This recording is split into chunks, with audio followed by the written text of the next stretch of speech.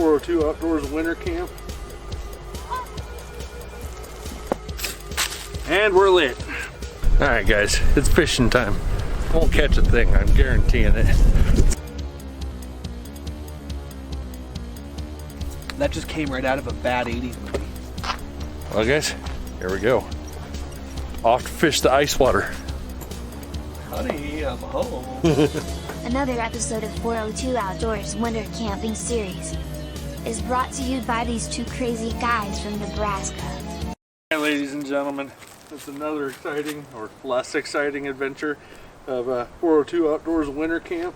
This weekend things worked out a little differently. We got my daughters with us, and so rather than going crazy adventurous, we got some stuff where we got to intermittently pop into town for. We're gonna go ahead, hang out close by home, out of the campsite, probably 20 minutes away from home. Like normal, I'm gonna be living out of my pack, but the girls of course have, you know, a carload full of stuff, pretty normal. Not that all girls do that. Caitlin will be with us, and she lives out of her pack too, but my daughters, well, they like the civilities of home living when they're out camping, so we'll have that with us. But excited for another opportunity, and I hope you guys enjoy. Hey guys, wanted to real quick introduce you to Hawk. He is our family pet, Belgian Malinois, about 9 years old, and he's going to come out with us today. He'll probably come out with us on more during the summer. We don't bring him out a lot when it's cold and snowy, because he'll want to cuddle, and you know, there's not enough room in the hammocks. But today he should be good to sleep on the ground underneath us and be comfier.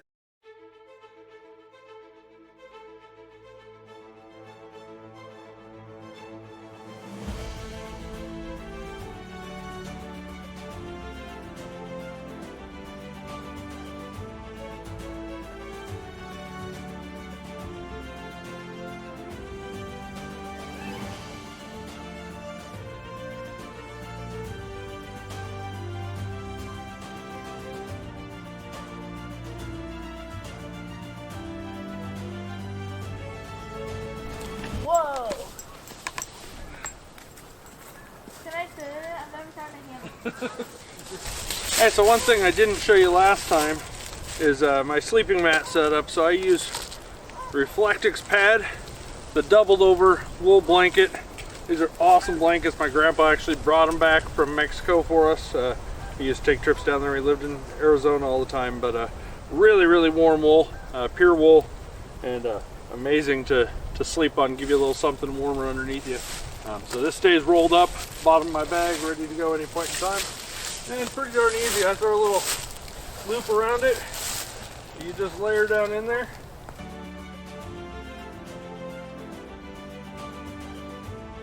I'm just gonna roll this right down, and voila, my bedding is in.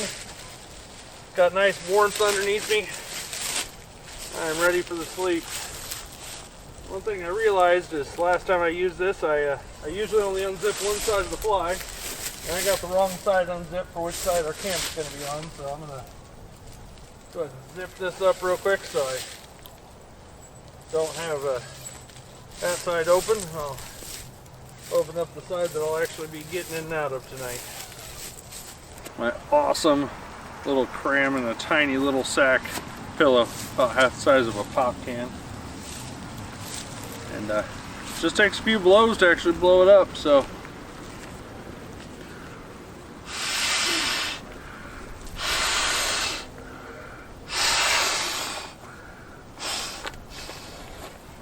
I like it pretty firm. Boom. Nighty night. Last thing, we got the tent cover set up. Now we're just gonna pull the Kelty out. I'm guessing I'll be pretty unzipped tonight. I don't think it's gonna get that cold, maybe down to 30 degrees Fahrenheit or so, which in the Kelty I should not have a problem with 30, so we'll get her in there, get that laid out, and I'm ready for night-night. And get us a fire, maybe get us some food going, see how it turns out. See you in a little bit. Since this side likes to kind of go in just because I I'm tucked in a little tight and couldn't stretch it all the way. I'm going to go ahead and put one of the tarp clamps on the side and give myself a little pull here in the middle, give myself more room on the inside. Pinch that up. Right where I want it. Put that tarp clamp on. We're ready to go. One of the other multiple uses we learned for tarp clamps last time was holding on to the slimy end of fish, i.e. the tail, while you descale them. Always good to multi-purpose pretty much everything you have when you're out backpack camping, anything like that, because you don't know what all you're going to need, but you can guarantee you're not going to have everything.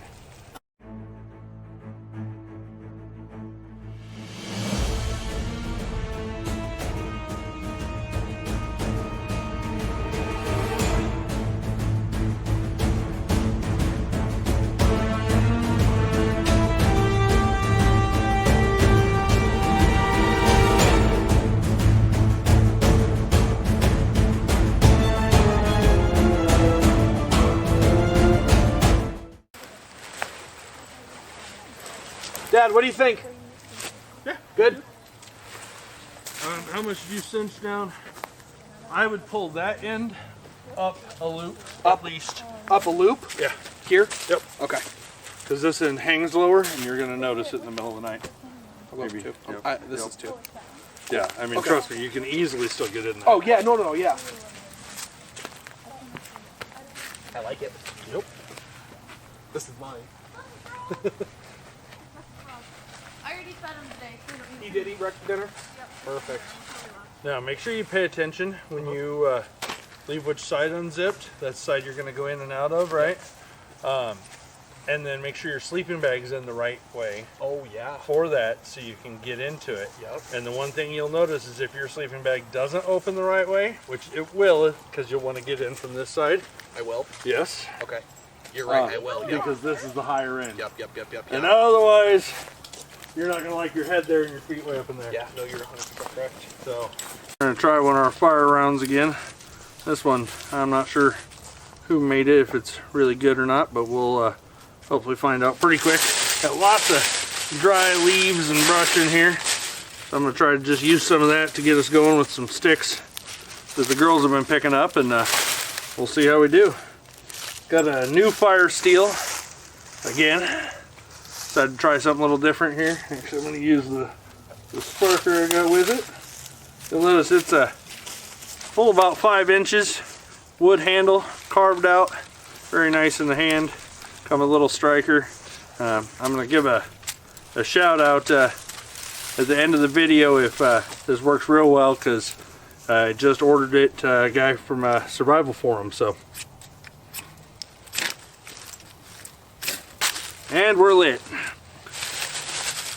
So it seems to work all right. I had to scrape a little bit of the paint off just at first, and we are going. We're gonna not make this real pretty tonight. We're gonna get fire, because that's the important part. We got out here late, had to help the girls get set up, and so important part is we make sure we have fire for the night, can cook some food, hopefully stay warm, and not start my fire starting pouch on fire here in just a second.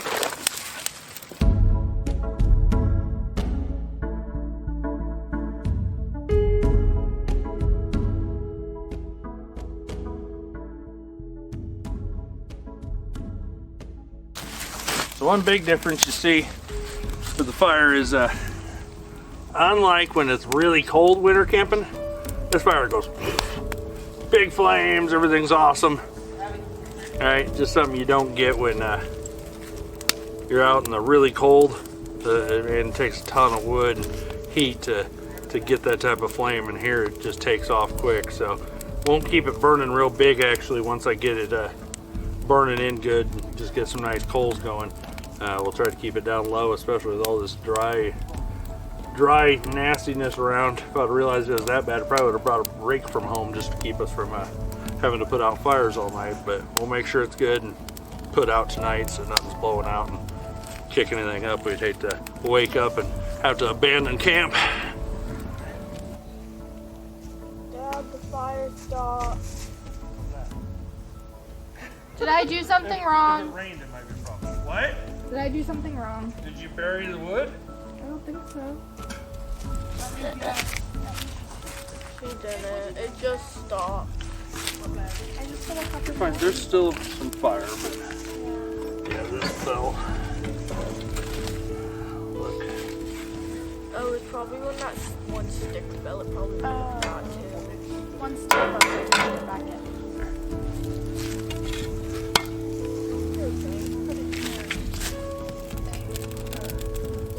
We gotta get this stuff all dried and get coals going. The hotter these coals get, ow, that burns. Do you want the shovel again?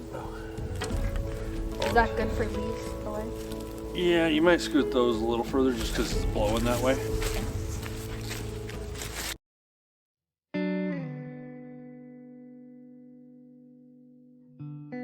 My problem is, I am hungry, but I feel like a whole breakfast Would be too. is a lot of freaking I can eat food. half of it. I have a protein can? bar. Oh yeah. Okay, if you can eat half of it through the water and you got 2 cups, you think, in there? Oh, easily. I filled it up for like 5. No, you're good.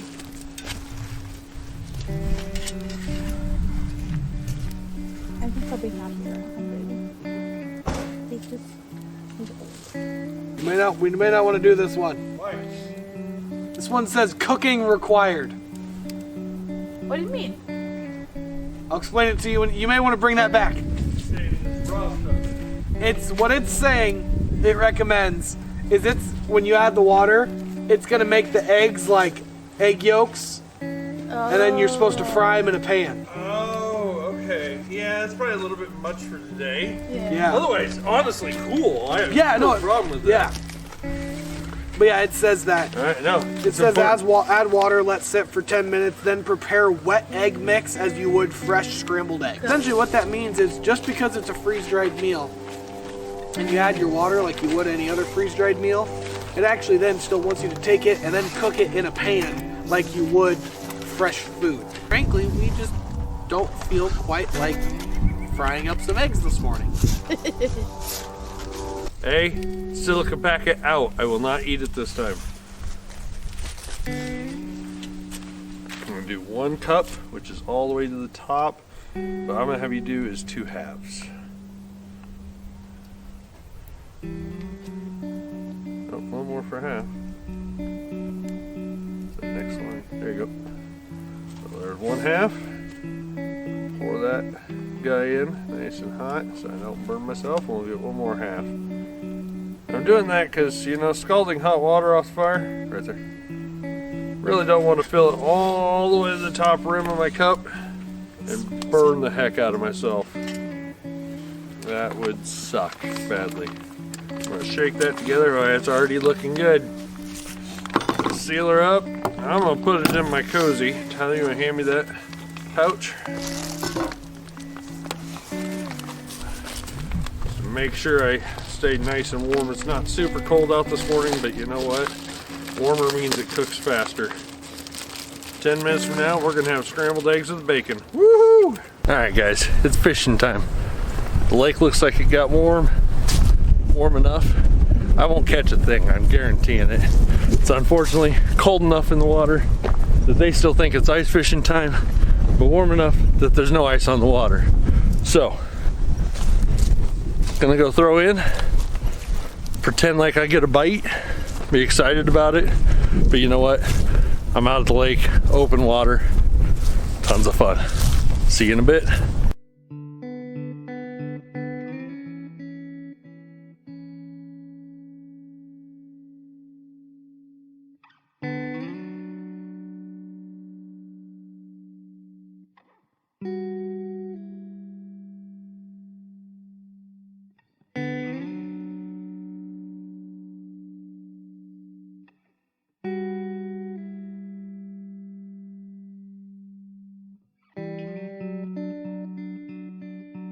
A little bluegill hook with a red worm and a freaking fill bobber. Like, that just came right out of a bad 80s movie. Hey, but if it bad 80s catches some fish, what's the problem? We're gonna see if it works here. Oh, there's lots of fish. We just don't know where they're at. But I'll bet you there's somewhere in that water stuff over there. Water stuff.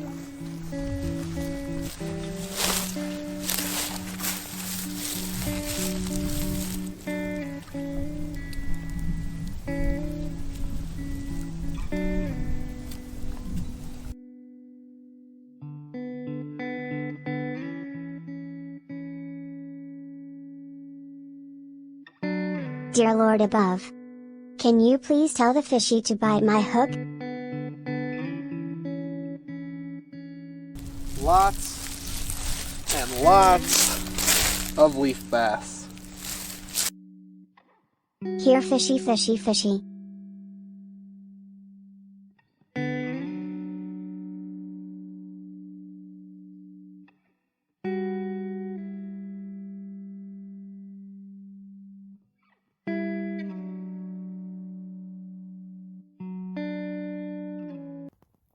Well, ladies and gents, it is time to go to sleep. It is night 2.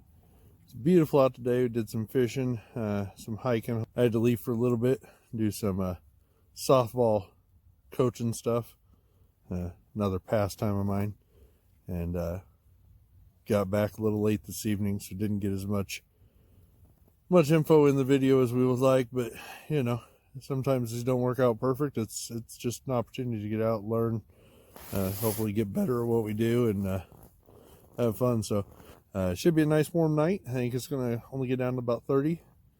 You know, I actually had some people pulling up in the campground with their campers, so hopefully they're staying warm in there, and I think we might even seen one other tent out, so good luck to them. Hopefully they're enjoying themselves too. So we'll talk to y'all tomorrow, and have a good night.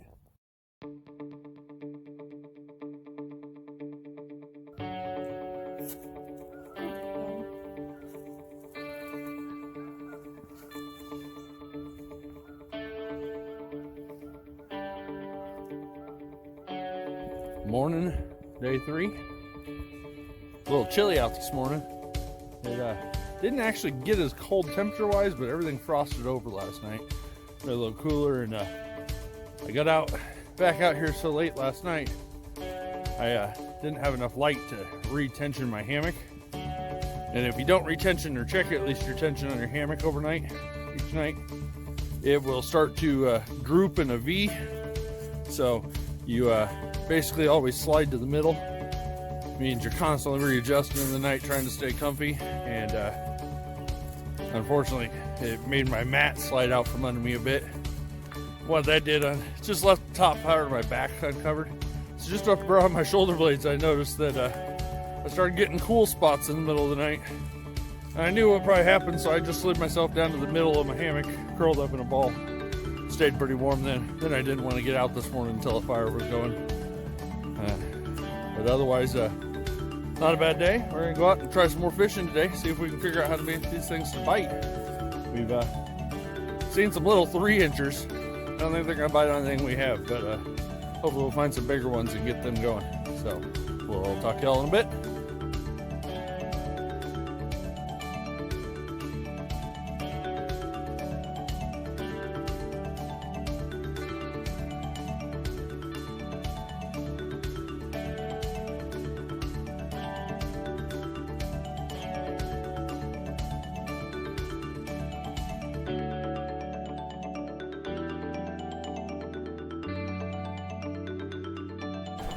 Off to fish the ice water.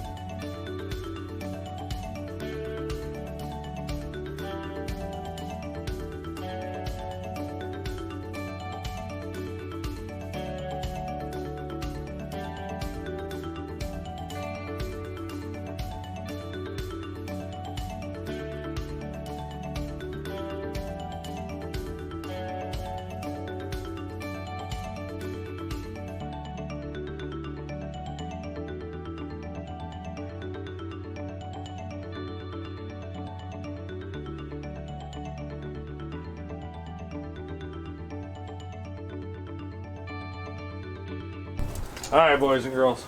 Well, fun part of the weekend is we, of course, got up this morning. Day 3, got out. We went and did some fishing, had a good time. Hopefully I got a little bit of video. I was having some battery and card issues there. But we did a little fishing. Caught absolutely nothing but some moss and sticks. But, you know, it was a good time. Hit a couple different lakes out there where we're at. And decided, you know, the girls wanted to come home, go do their own thing. And we wanted to do a little more fishing. So we're like, you know, we'll check some lakes in the local town here and see if we could find anything that was unfrozen. Or we could get into it. And while we were doing that, I get a phone call from Mr. Tyler saying, I just lost transmission in the middle of the intersection here on a major thoroughfare. And so we got to have some fun, jump out, push it down the street, get a tow truck called, and we got it back here home. In the meantime, we found at the bottom of the radiator there is a built-in integrated coolant line for his transmission, for transmission fluid. And that completely rusted out, vibrated loose. So there's no way to like reconnect it because it's completely gone from the radiator. So we have to replace the whole entire radiator. But the good news is, hopefully not the whole entire transmission. So we're going to finish that. Make sure you get out, have some fun outdoors. Hopefully you can make it all the way home. Talk to you later.